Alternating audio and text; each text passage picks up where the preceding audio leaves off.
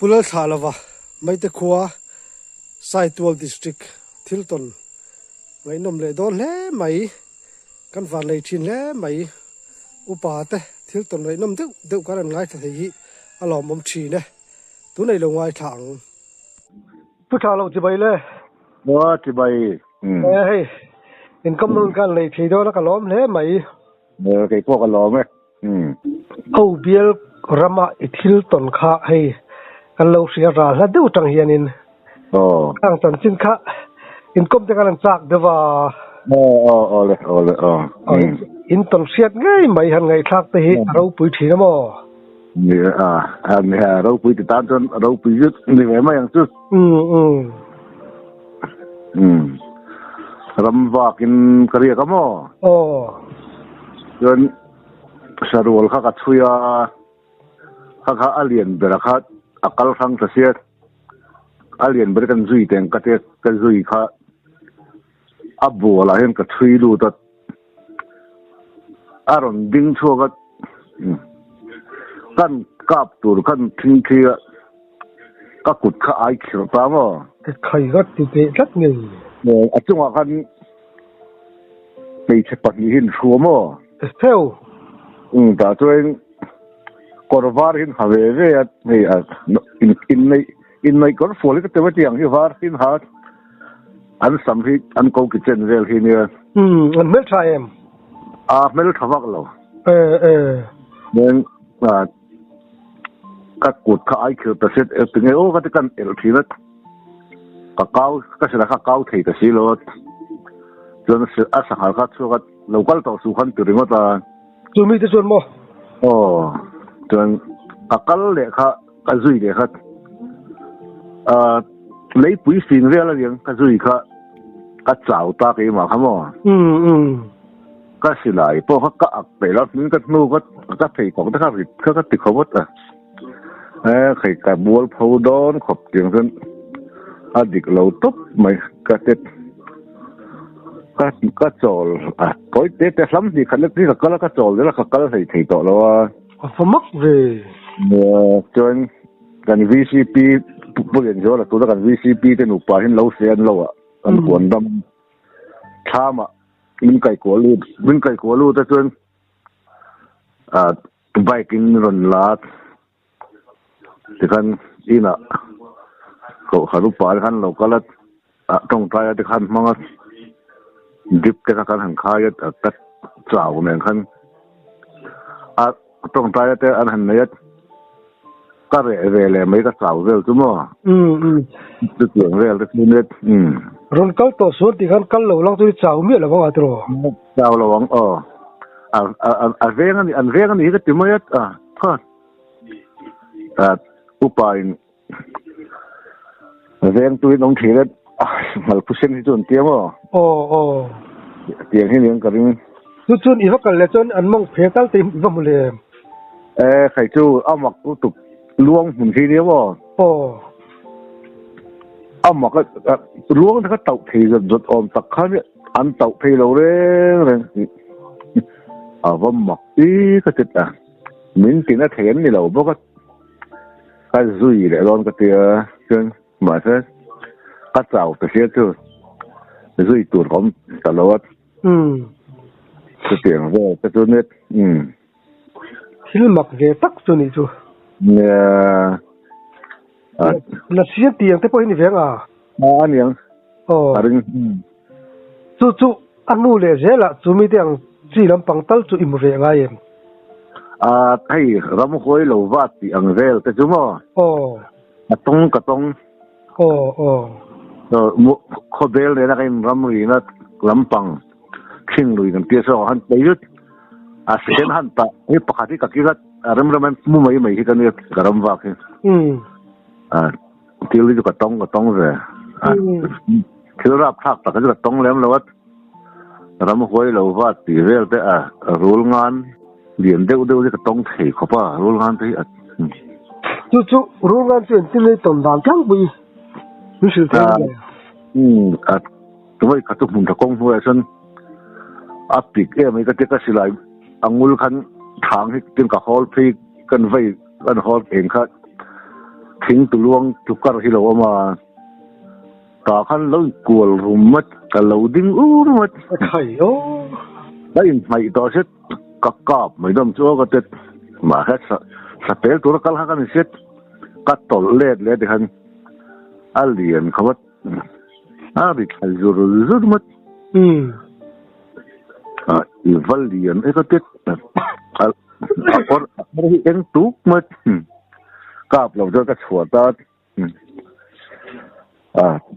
หอมนะครับนักขบ้าริขาคุณรู้งานกับผมต้องเรียนด้วยกับว่าเราอุดรไปเลยจุดซ้ำปอดถึงเราต่อครับไอ้หมูเราคำว่ากับหมูทุบเสียจุดเตียงแต่ส่วนนี้จุดสมมติพอเตรียมไม่เสียเราจะเราพูดจู่อินินเบดานเวลค่ะอันสวยโฉดอนมีเลยสมมติว่าจู่คุยรำเงินอย่างลุงถูกเตะรำกันเตี้ยมั้งลุงถูกเตะมุนสารมาสนั่นเนี่ยกัลลำปังคาเนี่ยสักคิดจะอันตุ้มกันเนี่ยคัดถึงใส่ซุ่มคัดกระจางที่นักกุมดังอ่ะปะอัฐารเลยทัดเรากันเอ็นคัดอัฐารเราไม่กันสุขขัดเองแต่เห็นกันเตะก็สุขคัดถึงกูว่าคัดปักขัดเราออกมาสักคัดกันกาบฮาลคัดอัดตัดเอาไว้นอลไม่ได้คันแต่เอ็นเนี่ยกันก็สลายมูคัดกระทาคัดอัดกระทาคัดกันสุขคัดอัดเมื่อปัดลิ้นเราออกมาไข่โอ้จุดดีที่เรากับหมูเจียงเสียแล้วก็กัดคัดอากาศซักคัดอัดสุดที่เราอับปุ๋ยเลียนเดือดขึ้นอัดลักบุบมัดกับดีถึงกับผู้ที่สีเราก็สุขขนาดเลยที่คันไอ้เทียร์สิลิมเวเดว่ามาคัดก็เตะให้การชาวอัดชาวกับหัวก็กับมันเลยอัดสักหาหลูชูเลยเขามีกันกับคัดอัดเตะตัวรถซีรถน่ารอนหกใช่เด็กรอนปลานชาคัดเด็กก็สาวดูบิ๊กเราว่าเราขนมเสียไหนเราก็เด็ดก็เราดิ้งอับหมุยไปเลยก็เราก็กอบอับหมุยเป็นหมอนอ้างเส้นหัวไข่โย่วิรุสุกที่นั่นอินเฮาส์เรนี่ก็เด็ดkapan duit kalau tak ada akal son lihat dan kacau le kat tumai mai lo oma aron ding tut ayo dan katet kan kasilai kan kau kan betet kasilat klol si ayo ka ulbo atang le bok set kanอันนี้การรูปบุตรต่อไปเสร็จให้กระถางต้นเราตบก็เต็มเต็มตุ่มก็พอร์ตการเราดึงตาดันหมาครับไอ้เชียร์สิลิมเวทำไมมั้งเลี้ยแบบมิเซ่เราต้องอยากกระเต็มซึ่งจะเรียกสูมแต่สมมติมีปุ๋ยที่เลี้ยงเลี้ยงแล้วสูงว่าที่หนึ่งกลางเพียงมั้งแล้วอันเท้าตัวอันนี้เนี่ยมั้งถ้าให้เองจะเรื่องเล็กกะอินรินก็จะปังก็กาเป็นตัวนี้จุกาเต็มตัวเลยไหม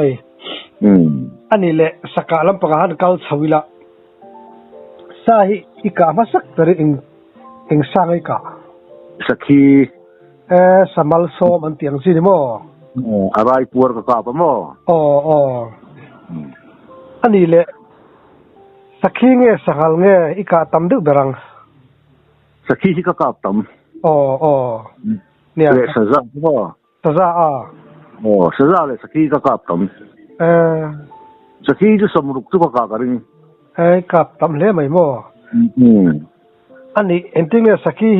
อีกาดึกเบริอีจางเงี้ยอีเวงเงี้ยก็จานเลยกาช่วงที่อันนั้นเปรี้ยที่กระกับล้างไปกระจานช่วยกระกับไป นี่ขดานี่ที่ก็กาบมั้งเฮ้ยกลุ่มทุ่มให้กลุ่มทุ่มนี่ก็กาบตัวนี่ขดาปะนี่มั้งใครว่านวมดูดอนเวอัตรากินกับผีละผีตักค่ะอีมุสาเวไม่ผีดองฮันไม่มุสาโลก็ตุยหอกล้วนก็รังเดือดรวมที่อบมั้งมาจนกับหมูเขาพ่อก็มันเลยก็จะมาเฮ็ดกับว่าในบ่อเนี่ยเราต้องก็จะกราบเขาก็หัวเขาอินแล้วว่าอินลงรู้เขาหลานเชียเขาปักขัดเขาเบะทำไมผมบอกที่กับหลานชดอังหูมาเห็นกับเรากราบหัวเดินกระเทียนเป็นกองเรากราบหรือมั้งตัวเตียงเรียลตัวจูเนียก็ประเทศก็ฟังในเรื่องเขาไม่ทิ้งนะอันนี้สักทีก็จนให้ข้าอามักเรื่องไม่อะดังลำจัดเตียงจีได้ยมทีเนี่ยร่างที่ก็กลับตัวสักทีร่างมั้งสักทีร่างเองร่างเนี่ยว่ามักวีอันนักวีเรามาเห็นวารีร่างมั้งทูร์นี่เห็นจู่ก็สักทีก็อามักก็ติดเบอร์อามักเลยตักไม่อะจุดyang sakit rang var tu kavoi khatsiat na ni sangal po aku macam thang lampang var ka kap to asamak ti tat ve mal changa ni mo alien khawa chung tu mai te pu zabu kan mai te pasal thalal tulat nung ni kan zui tam ve viwa he tianga sangal bi ri kala mul te ka sumriat le gazung za ben hi ya mo sao va lien ti vele alien se thau sia mo tui kho pasa ta kha tu in tingai ka da bul du la ka tang han mi su chodon me mun tharam bo kan ya thing tang ra ka changa like ka king si lo thim vak tu ti ati don lo kan chu mai ten ka te ka holam ko nga khan thái sen cỏ gần kia ta khăn anu de vào tuổi khác các can to ta khăn cái lệ để khăn rồi được cái gì tất sắc thái sen cỏ adam lại khăn lâu đi khăn in mà khăn mà xia lắm mà khăn chết alien chết mà anh hậu var hú các một ta mà chẳng khi ta cái chán khăn thì khóc mới cái chết cái về phong hai tờ là cái này tốt cỏ khăn cái phong cái đinh thôi đi cỏมีเอ็นรูนั่นนึงเส้นรูมันจะนั่นมีขวดตั้งยังไงของกาปะเป็นตัวอย่างเขาหลวดกระป๋อไม่ดูแล้วว่าเชียงแล้วว่ากระติดกระกาบนุ่นแหลมอ่ะแต่เป็นข้างไอ้ขาตาปุ่มเท่ากันใจห้องก็ขอสันตาจนตู้ก็สูงขัดตัวแน่นกันเวลาเสียงแล้วแต่จนเล็ดเท้าเสร็จตุยเขาพัดลูกทำกันว่าห้องกวลใช่ไหมไปกองกลางเนี่ยให้เตียดเจี๊ยสอกเขาพัดเลียนทะเลไหมเลียนไม่สิ่งอะไรที่เรียกกันเนี่ยดิ้งแต่ก็กำมัลแต่เข่งก็ใช่ไหมอันยังเลียนสิส่วนนี้นัลจังที่อีกกับนวลิงกันงมั้งสุดท้ายส่วนนี้ฮันนินไปเรียบบังชีตีเนี่ยไม่เชื่อเราไม่ขัดจุดมีตายแต่มือก็ยินไปจู่อันนี้ไหมจู่ไม่ทันจินจู่ไม่เชื่อเต่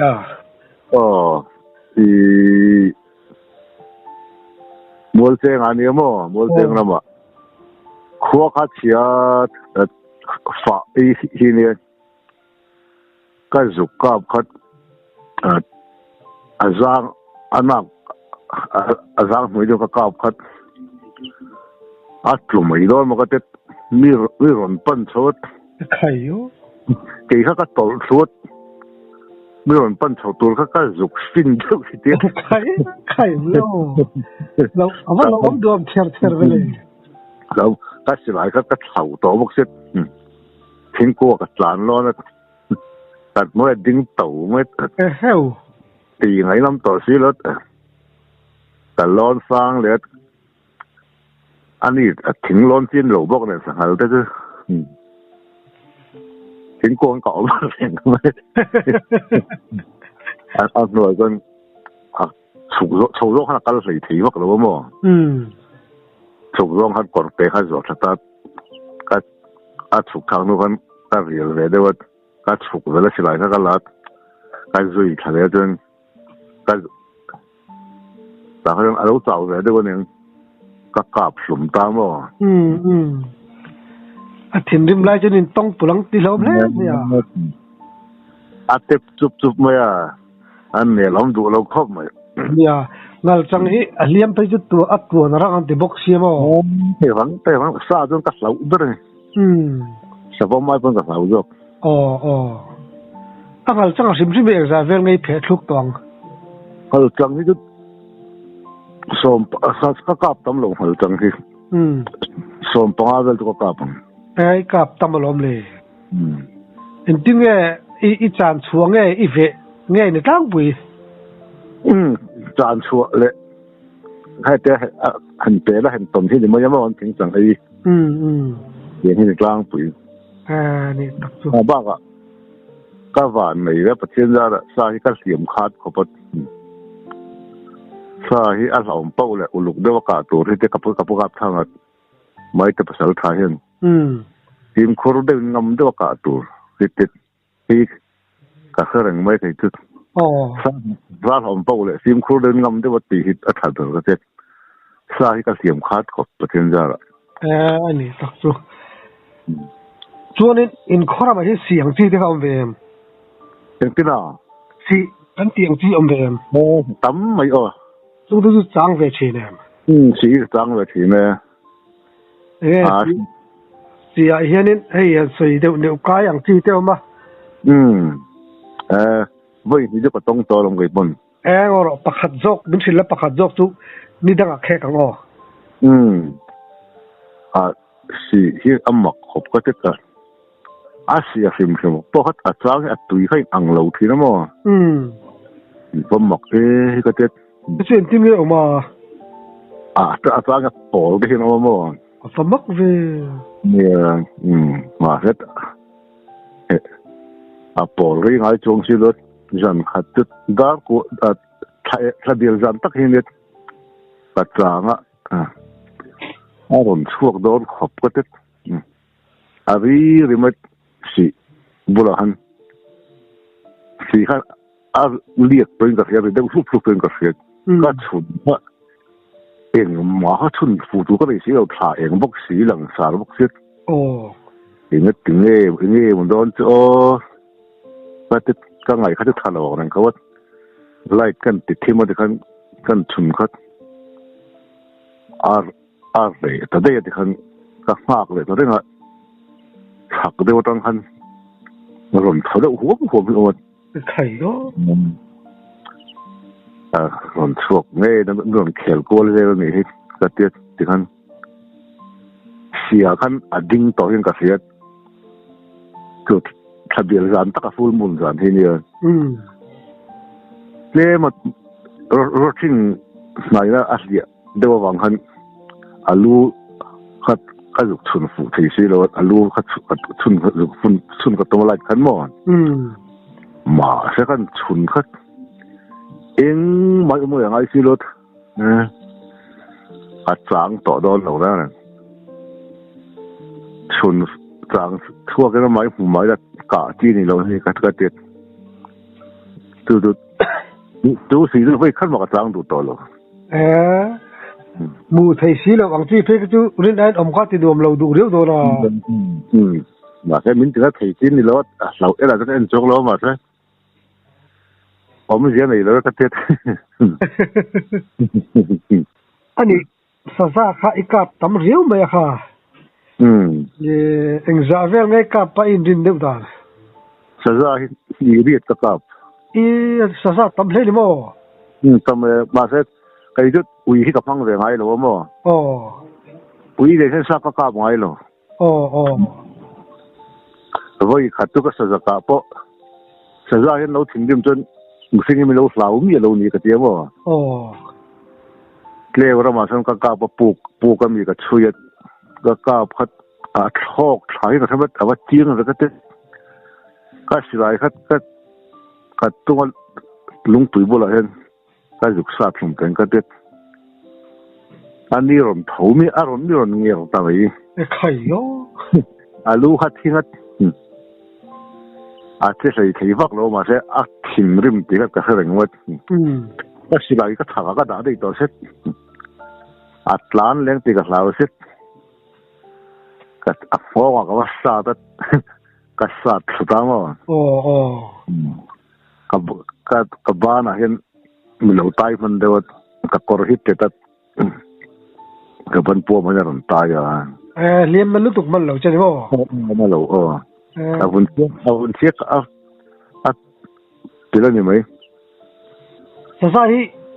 อัตลางผู้เห็นเองคุยรำมีเงินการเช่นเองรำเงี้ยรำอ้อยจานเงี้ยเนี่ยขามซ่าเดี๋ยวทีนี้บ่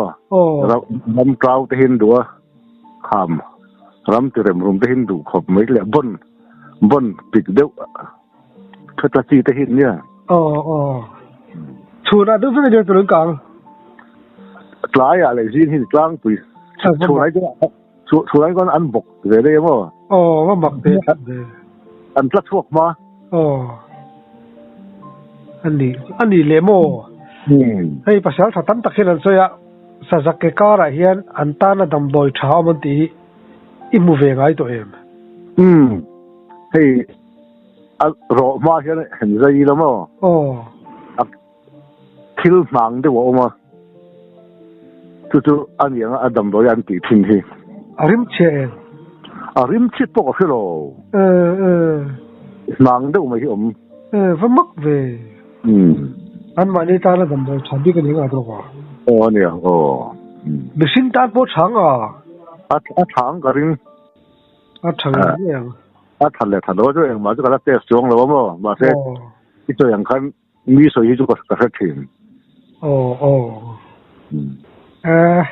สาไปกับเนี่ยมันนี่ขนาดปนีเรื่องเด่นหลุดยินละลูตะ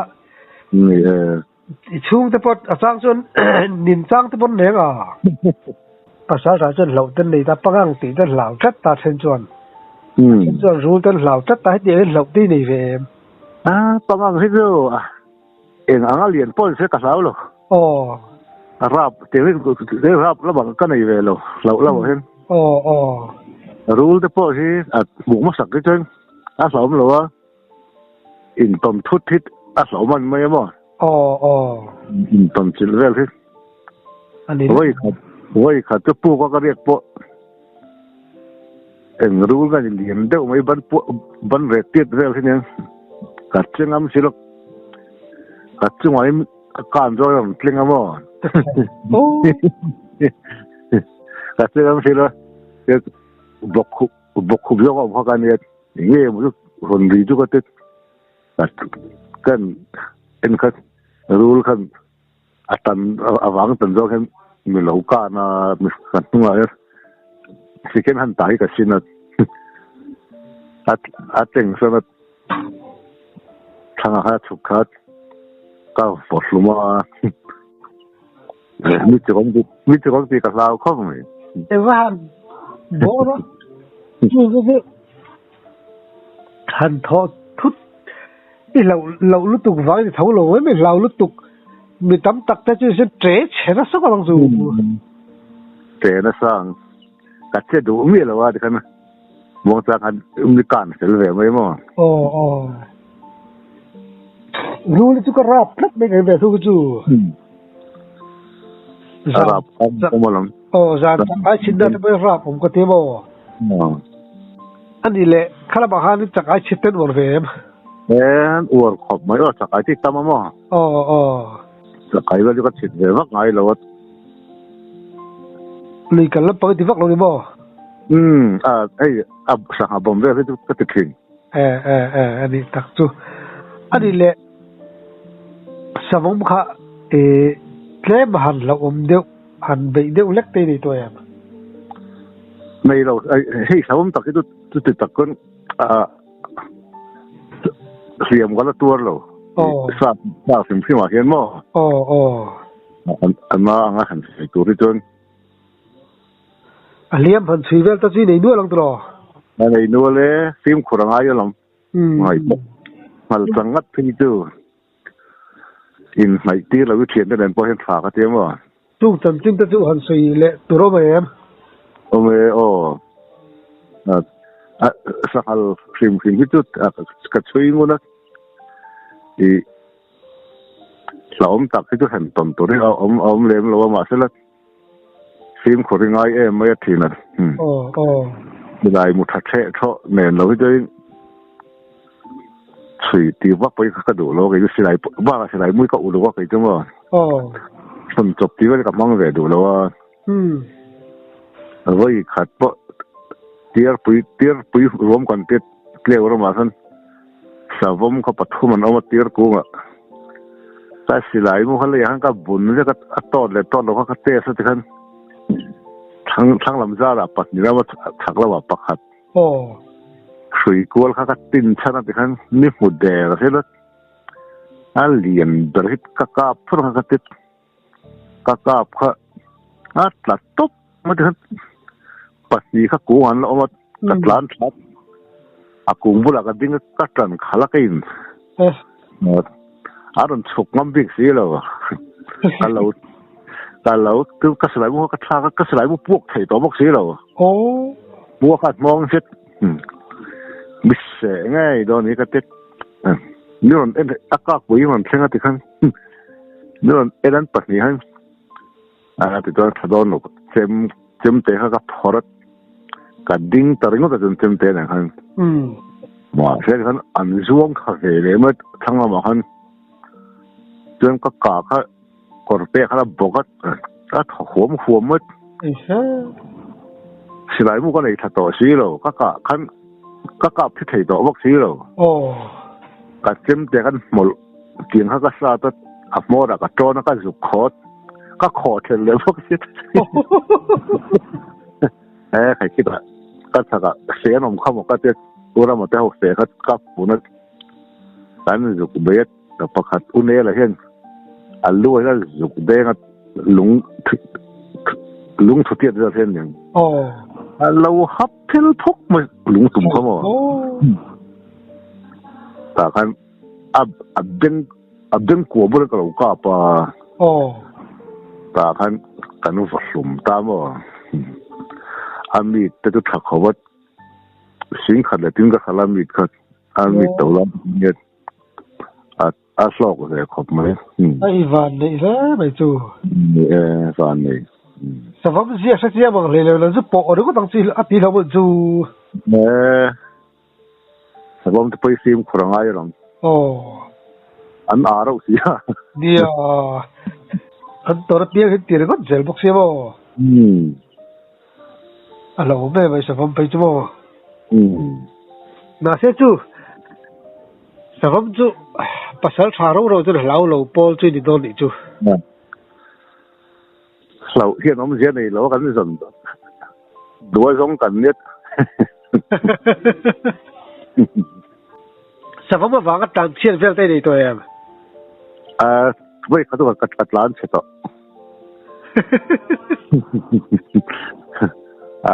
จุดคุยกับปลัดก็บอกคุบซ้อนมาโอ้อีเฟลเขาไม่จูบจวนอันที่น่ะจูนี่เฟลเขาดีนะพี่จู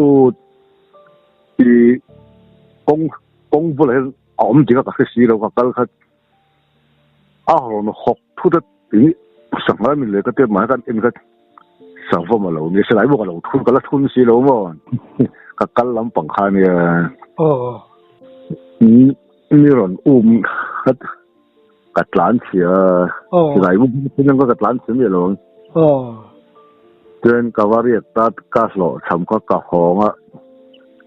กันเขารู้ที่เราตุยก่อนฟ้ากันเดียตากันสวมปฐุมพวกกันเราเอามาเลยอ่ะ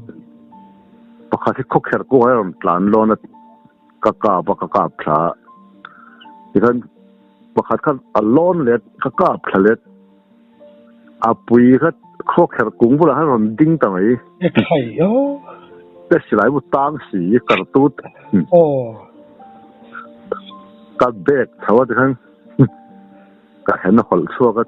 กับปั่นทะเลมาตัวกำตะบีกแล้วว่าอาสุกัดอาหนัวหนุนเรื่องว่าลำบากว่าถึงเขาเรื่องอันนู้นเรื่องคัดอัปปะนี่ก็คัดอันนู้นเนี่ยมันเรียนตัวมั้งโอ้ถ้ามีขนมกับอีเวนต์เนี่ยหนุนเรื่องว่าคันอากาศคัดอากาศเขลาอันนี้เพราะว่าลำบากตื่นเต้นในพวกนั้นสิหลายก็หลานเชื่อซะว่าก็เทียมมุดตัวนักลีรอแล้วลำบากสมมติตรงไหนหรอมั้งกันเขาติดหนึ่งก็การเทียบจุลเวเข้าบางเนี่ยสาวต่างคนผสมเรื่อมาหรอนี่เนี่ยตัวตุนตัวมาเห็นโดนนี่ดูตอกพอดีละนี่ดังอ่ะเริ่มจังมาสเดระกันในกรอบเหลืองจะมาเลยหลบบ่เบ้นี่ต้องเทียบได้ไหนด้วยไอ้ข้างคำหลูแล้วไปกันละติเลียกโดนโย